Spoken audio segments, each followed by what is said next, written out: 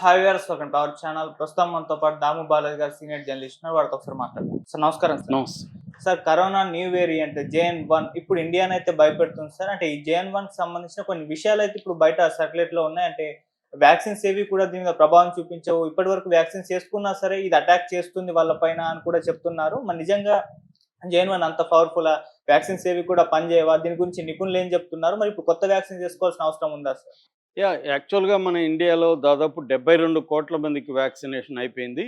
దాదాపు 1.7 billion doses ఇప్పటివరకు ఏసినట్టుగా మన గవర్నమెంట్ చెప్తుంది. సో, అంటే కరోనా వచ్చి 3 ఏళ్లయింది. కోవిడ్-19 వచ్చి 3 ఏళ్లయింది. 3 ఏళ్లలోపు జరిగిన ప్రధానమైన పరిణామం ఏందంటే, ప్రపంచవ్యాప్తంగా ఈ కోవిడ్ ఒప్పందం అనేది ఒకటి జరిగింది. పాండమిక్ అకార్డ్ అంటారు దీన్ని. ఈ పాండమిక్ అకార్డ్ అనేది అనేక దేశాలు కలిపి WHO ఆధ్వర్యంలో ఒక అకార్డు అనేది జరిగింది. ఈ అకార్డు ప్రకారం ఏంటంటే, పాండమిక్కి సంబంధించి ఏ దేశంలో ఏం జరిగినా ఇన్ఫర్మేషన్ ఇచ్చిపుచ్చుకోవడం, WHO గైడెన్స్ చేయడం, తర్వాత వ్యాక్సిన్స్ని అందరికి అందుబాటులో ఉంచడం, మెడిసిన్స్ కొత్తగా వస్తే వాటిని అందుబాటులో ఉంచడం, ఇలాగా ప్రపంచం అంతా ఒక దేశానికి ఇంకో దేశానికి సహాయం చేసుకోవడానికి, ఇన్ఫర్మేషన్ షేర్ చేసుకోవడానికి, సర్వేలెన్స్ పెట్టడానికి, అలర్ట్గా ఉండడానికి, కోఆర్డినేట్ చేసుకోవడానికి ఈ పాండమిక్ అకార్డ్ అనేది జరిగింది. అయితే దీని నుంచి ట్రంప్ బయటకు వచ్చేసాడు. మొన్న రెండోసారి ట్రంప్ వచ్చినప్పుడు ఈ WHO నుంచి ఆయన బయటకు వచ్చేసాడు. ఫండ్స్ కూడా ఆపేశాడు. సో అది ఒక రకంగా దెబ్బే అని చెప్పాలి. సో ఈ నేపథ్యంలో ఏమైందంటే, ఇప్పుడు ఈ కొత్త వేరియంట్ ఒకటి బయటకు వచ్చింది. ఇది ఏషియన్ కంట్రీస్లో ఫస్ట్ బయటకు వచ్చింది. థాయిలాండ్లో ఒక బ్యాంకాక్లోనే, థాయిలాండ్ క్యాపిటల్ సిటీ బ్యాంకాక్లోనే 5,000 కేసుల పైన బయటపడ్డాయి. దాదాపు 34 మంది చనిపోయినారని చెప్తున్నారు. సింగపూర్లో మనకు అందుతున్న సమాచారం మేరకు దాదాపు 16,000 కేసులు ఇప్పటి వరకు వచ్చాయని, అందులో రోజుకి దాదాపు 150 మంది అడ్మిట్ అవుతున్నట్టుగా సింగపూర్ హాస్పిటల్లో వార్తలు వస్తున్నాయి. అట్లాగే హాంకాంగ్లో కూడా 5-6 వేల కేసులు వచ్చాయని, రోజుకు 30-40 మంది అడ్మిట్ అవుతున్నారని, అక్కడ కొంతమంది చనిపోయారని కూడా వార్తలు వస్తున్నాయి. ఇప్పుడు ఇండియాకు కూడా ఇది వ్యాపించింది. ఇండియాలో దాదాపు ఇప్పటి వరకు 257 కేసులు నిన్నటికున్నాయి. ఇంకా డేటా అప్డేట్ కాలేదు. ఒక లెక్క ప్రకారం 350 కేసుల వరకు ఇండియాలో ఉన్నాయని చెప్తున్నారు. రోజుకి 160 కేసులు అలాగా వస్తున్నాయని చెప్తున్నారు. ఈ ప్రధానంగా కేరళలో ఒక 89 కేసులు ఇప్పుడు కేరళలో ఐడెంటిఫై అయ్యాయి. తమిళనాడులో 34 కేసులు, 2 చనిపోయారు కూడా తమిళనాడులో. మహారాష్ట్రలో ఒక 60 కేసుల పైన మహారాష్ట్రలో బయటపడ్డాయని చెప్తున్నారు. తెలుగు రాష్ట్రాలు మాత్రం ఇప్పటివరకు అయితే ఈ ఈ వేరియంట్ కనిపించలేదు. అసలు ఒక రకమైన ఆందోళన అయితే నెలకొంది. ఎందుకంటే ప్రపంచవ్యాప్తంగా మ్యాక్సిమం ప్రజలు వ్యాక్సినేషన్ అయితే జరిగింది. ఇప్పుడు అసలు ఈ వ్యాక్సిన్ దీనికి పనిచేస్తుందా? అప్పుడు కరోనా వైరస్ వేరు, ఇప్పుడు కరోనా వైరస్ వేరు. అప్పుడు కరోనా వైరస్ ఏంటి? SARS-CoV-2 SARS-2 అని కూడా అంటారు దాన్ని. ఈ SARS-2 అనేది కోవిడ్-19 అనే వైరస్కి కారణమైంది. ఇప్పుడు మధ్యలో ఒమిక్రాన్ BA అనే ఒక వైరస్ వచ్చింది. దాని వేరియంటే ఈ JN.1 అంటున్నారు. మళ్ళీ JN.1లో సబ్ వేరియంట్స్ ఉన్నాయి. LF7 అని, NB1.8 అని సబ్ వేరియంట్స్ ఉన్నాయి. సో ఇప్పుడు మనకి JN.1లో ఉండే సబ్ వేరియంట్స్, ఇది మళ్ళీ JN.1 దేంది? ఒమిక్రాన్లో BAలో సబ్ వేరియంటే JN.1లో మళ్ళీ సబ్ వేరియంట్స్ ఉన్నాయి. ఇవన్నీ కూడా ఏంటంటే, ఒమిక్రాన్ ఫస్ట్ బయటపడింది 2023లో. దీని స్పైక్ ప్రోటీన్ అంటారు. ఈ స్పైక్ ప్రోటీన్ అనేది L455S అని పేరు పెట్టారు దానికి. ఈ స్పైక్ ప్రోటీన్ ఇచ్చేస్తుంది. దీని పట్ల ఇప్పుడు ఆందోళన ఉంది. ఇదేంటంటే, దీంట్లో ఉండే ప్రధానమైన డేంజరస్ లక్షణాలు కొన్ని ఉన్నాయి దీనికి. ఇది వచ్చి వేగంగా ట్రాన్స్మిషన్ అవుతుంది, ఒకరికి వేగంగా వ్యాపిస్తుంది. రెండవది ఇమ్యూన్ ఎవేషన్ అంటారు. అంటే ఇమ్యూనిటీని దాటి, అది ఇమ్యూనిటీని పక్కకు పెట్టి అది అటాక్ చేయగలదు. అంటే అంతకుముందేమో ఇమ్యూనిటీ పెంచుకుంటే మనం కరోనా వైరస్ బారి నుంచి బయటపడచ్చు అన్నారు. కానీ ఈ JN.1 వెరైటీ ఇమ్యూనిటీని బ్రేక్ చేస్తుంది. మూడవది, అసలు ఈ వ్యాక్సిన్లు దీనికి పనిచేస్తాయా? ఎందుకంటే మనం వేసుకున్న వ్యాక్సిన్లు వేరు, ఈ JN.1 ఈ వేరియంట్ని ఇంక్లూడ్ చేసే వ్యాక్సిన్లు మళ్ళీ వేసుకోవాలి అని కూడా డిస్కషన్ జరుగుతుంది. WHO దీని పట్ల ఇంకా కన్ఫామ్గా ఏం చెప్పట్లేదు. జాగ్రత్తలు తీసుకోండి, ఇది మైల్డే, ఇది ఏమి పెద్దది కాదని చెప్తున్నారు. కానీ WHOను కూడా ఎవరు నమ్మే పరిస్థితి ఇవ్వాలి లేరు.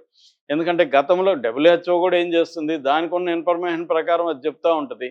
అది రోజు రోజుకి మారుతుంది. ఇదేంటంటే ఫాస్ట్ ఎవాల్వింగ్ సిచ్యువేషన్ అంటారు. ఫాస్ట్ ఎవాల్వింగ్ సిచ్యువేషన్లో ఎప్పుడు ఏది మారుతుంది, అది ఎట్లా మ్యుటేషన్ దాన్ని మార్చుకుంటుంది, ఇది నిరంతరం అబ్జర్వ్ చేస్తూ ఎప్పటికప్పుడు WHO కానీ మిగతా వాళ్ళు కానీ హెచ్చరిస్తుంటారు తప్ప WHO ఏదో సర్వజ్ఞానం ఉన్నట్టుగా కాదు.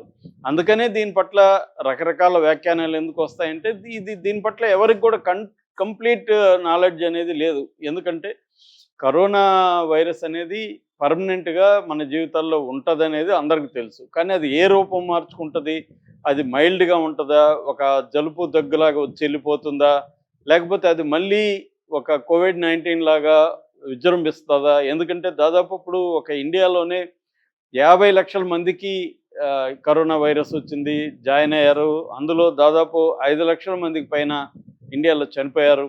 అంటే అమెరికా నెంబర్ 1 డెత్లు ఎక్కువ జరిగింది అమెరికా, దాని తర్వాత ఇండియా, దాని తర్వాత బ్రెజిల్, దాని తర్వాత యూరప్ దేశాలు. ఇలాగా సెకండ్ ప్లేస్లో ఇండియా ఉంది డెత్ల్లో కూడా కరోనాలో. ఎందుకంటే మనది వ్యాస్ట్ పాపులేషన్. చైనా వాళ్ళు మనకంటే ఎక్కువ ఉండొచ్చేమో కానీ వాళ్ళు లెక్కలు చెప్పరు. వాళ్ళు అక్కడ ఏంటంటే అది డెమోక్రటిక్ కంట్రీ కాదు కాబట్టి వాళ్ళు బయటికి ఏది చెప్పాలనుకుంటే అదే చెప్తారు. వాళ్ళ మీడియా మనలాగా ఇండిపెండెంట్ మీడియా లేదు అక్కడ. ఇంటర్నేషనల్ మీడియాకి కూడా అక్కడ ప్లేస్ లేదు. వాళ్ళు ఏం చెప్తే అది రాసుకోవాలి, చెప్పాలి. కాబట్టి చైనాలో ఎన్ని డెత్తులు వచ్చాయి ఏంటి, అసలు చైనాలోనే ఇది ఎలా అయింది, ఇవన్నీ బయట తెలియదు మనకి. సో అందుకని ఇప్పుడు తెలుస్తున్న సమాచారం ప్రకారం ఇండియా హైయెస్ట్ సెకండ్ డెత్స్ ఉంది.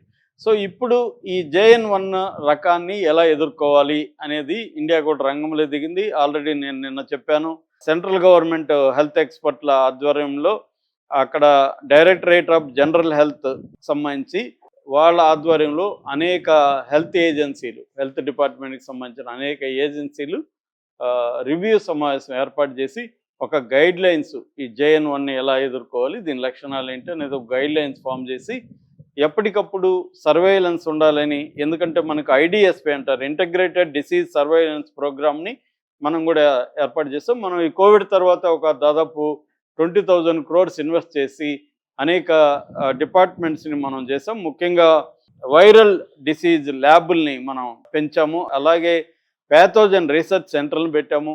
తర్వాత వ్యాక్సినేషన్ని డెవలప్ చేసే సెంటర్లకు ఫండ్ ఇవ్వడం, ఆల్రెడీ కొన్ని గవర్నమెంట్ ఏర్పాటు చేయడం, ఇవన్నీ కూడా ఇండియన్ ప్రభుత్వం చేసింది. అట్లాగే ఆయుష్మాన్ భవ లాంటి పథకాలు తీసుకొచ్చింది. అట్లాగే గవర్నమెంట్ హాస్పిటల్తో ప్రైవేట్ హాస్పిటల్ డేటాని, ఒక యూనిఫైడ్ డేటా సిస్టమ్స్ను కూడా డెవలప్ చేసే క్రమంలో ఉంది. అంటే బేసిక్గా ఏంటంటే మనకి ఒకటి సర్వైలెన్స్, అంటే ఎక్కడెక్కడ జబ్బులు ఎలా వస్తున్నాయి దాని మీద సర్వైలెన్స్ పెట్టడం. 2 ర్యాపిడ్ డిటెన్షన్, స్పీడ్గా డిటెక్ట్ చేయడం, ఇది కూడా ఇంపార్టెంట్. 3 కమ్యూనిటీ ఇన్వాల్వ్మెంట్, ప్రజల్ని కమ్యూనిటీని ఇన్వాల్వ్ చేయడం. 4 యూనిఫైడ్ డేటాబేస్ని క్రియేట్ చేయడం. ఎందుకంటే ప్రైవేట్ వాళ్ళు డేటా ఇవ్వరు గవర్నమెంట్కి. సో దాన్నంతా కూడా తీసుకొని ఎక్కువగా టెస్టులు ప్రైవేట్ వాళ్ళు చేస్తుంటారు, ఆ డేటా రాదు. సో ఈ కార్యక్రమాలు చేయడం. అట్లాగే బేసిక్ మన హెల్త్ కేర్ని, అంటే ICU బెడ్స్ కానీ, వెంటిలేటర్స్ కానీ, ఆక్సిజన్ సిలిండర్లు కానీ, PPE కిట్లు కానీ, తర్వాత టెస్టింగ్ మెటీరియల్ కానీ, వీళ్ళకి ఈ స్టాఫ్కి మెడికల్, పారామెడికల్ ఈ స్టాఫ్కి ట్రైనింగ్ కానీ, ఇవన్నీ కూడా నిరంతరం చేసుకుంటూ వస్తుంది. ఇప్పుడైతే అలర్ట్ అయ్యి ఇచ్చేస్తుంది. వ్యక్తులుగా మనం ఏం చేయాలంటే, వ్యక్తులుగా ఫస్ట్ ప్యానిక్ అవ్వాల్సిన లేదు. ఇప్పటివరకు మైల్డ్ సిమ్టమ్సే ఉన్నాయి, డెత్ రేట్ కూడా తక్కువే ఉంది, ట్రాన్స్మిషన్ మాత్రం స్పీడ్గా జరుగుతుంది. ఈ వ్యాక్సిన్లు పనిచేస్తుందా లేదా అనేది ఎవరు చెప్పలేకపోతున్నారు కాబట్టి పనిచేయదేమో అనే భయాందోళన అవసరం లేదు. ఇది ఎందుకంటే మైల్డ్గానే ఇప్పటివరకు ఉంది తప్ప మనకేం భయంకరంగా అయితే లేదు. కాబట్టి భయాందోళన అయితే అవసరం లేదని WHO డాష్బోర్డ్ చెబుతుంది మనకి. అట్లాగే మన హెల్త్ మినిస్ట్రీ కూడా అదే, సెంట్రల్ హెల్త్ మినిస్ట్రీ కూడా అదే చెప్తుంది. కాబట్టి మనం ఆందోళన పడాల్సిన అవసరం లేదు, కానీ జాగ్రత్తలు తీసుకోవాలి. కంపల్సరీగా మాస్కులు వాడడం, చేతులు క్లీన్ చేసుకోవడం, తర్వాత ఏదైనా మనకి లక్షణాలు ఉంటే ఇమ్మీడియట్గా మనం ఐసోలేట్ కావడం, ఇలాంటివి చూడాలి. అవసరం లేకుండా గుంపుల్లోకి వెళ్ళడం, ఇట్లాంటివి అవాయిడ్ చేయాలి. సో జాగ్రత్తగా ఉండండి అని మాత్రమే చెప్తున్నారు, భయపడకండి అని చెప్తున్నారు. భయం వల్ల మీకు ఏదైనా ఇదెందుకంటే లక్షణాలు కరోనా లక్షణాలు ఆల్రెడీ మనకు తెలుసు. అవి వచ్చినప్పుడు అవి సాధారణ జరుపు జ్వరం కావచ్చు, కరోనా కావచ్చు.